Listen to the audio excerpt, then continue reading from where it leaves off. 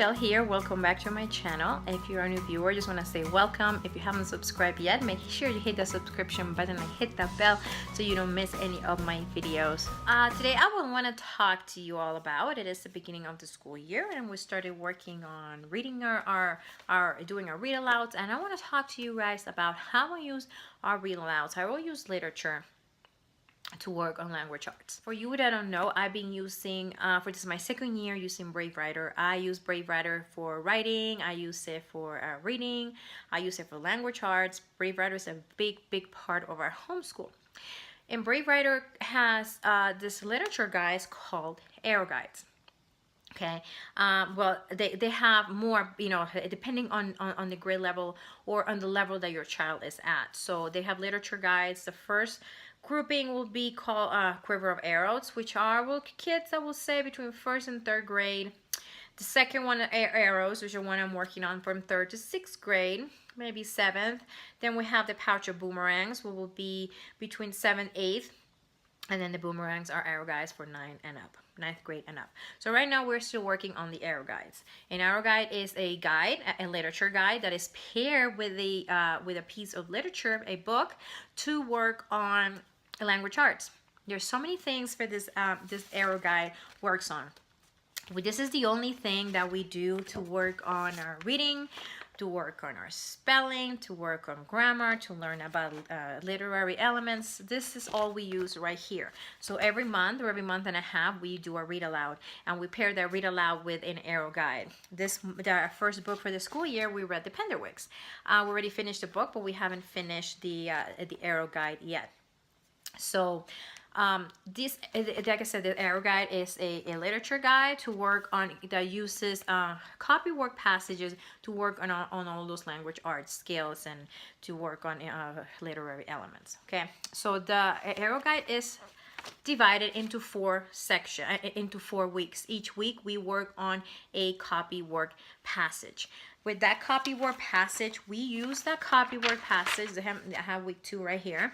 We use this passage to work on, I said, on grammar. We copy the passage, and as we copy the passage, we're copying good literature, so the kids are learning how good writers write. Okay, so they're working on good grammar skills just by copying the passage. But we also work on different grammar skills.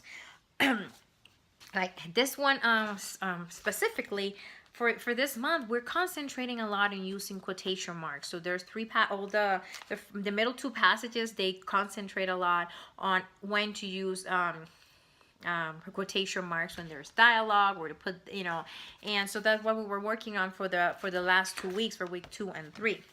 So we have the passage. Every week we start with a passage, we talk about this passage. The arrow guide gives you instructions of, like, it tells you why they chose this passage, what to note about the passage. Sometimes they give you words to work on, and if they don't, we pick our own. How to teach it, grammar. But as you can see, they don't tell you what to do on Monday, what to do on Tuesday, what to do on Thursday, or on Wednesday and Thursday. And Julie Bogart wanted it like that. You use this however works for your family. If you have kids that can do the whole thing in a week, in a day, maybe I need a little bit every day, do it like that. So I don't, like, you know, the first day when we you know, I present the passage at the beginning of the week, we read the passage, we talk about it, then we find, you know, I usually just have her find it and highlight in different colors, like find the nouns, find all the pronouns, find all the verbs, find all the adverbs, find all the adjectives. So things I don't want her to forget, so we do that every week. If there's no words in the passage, you know, spelling words, I will ask her to pick 2 or 3 words that she thinks is going to give her trouble when she's writing, and so we'll just, you know, practice those words throughout the week. Okay, so that's why we do. So that's why we usually what we do the first day. We pick those things, we talk about it, we you know, like you see here, we picked all the pronouns, nouns, verbs, whatever we want to work on that week. And then the day 2, I usually have her do copy work. She likes to type, and so we should just asking her just to copy type the passage. It's great skills to learn how to type well. So we're just been doing that, just having her type the passage, okay? And she's been doing really, really good with that. And so that's usually what we do the second day. The third week, the third day, we'll work on whatever grammar skill we're working on for that day. The other day we were working on, onomatopoeia, so we talked about onomatopoeia. Another day we were talking, for another week, we were talking about, what else we talked about? Quotation. So we concentrated on that. Week 3, we talked about questions. Who got a question? How sometimes some questions, if you take the question mark away, they are just a sentence, and how they some are really depending on the words that you use, there are questions. So we talked about that, and we wrote a couple questions out. So that was for week 3.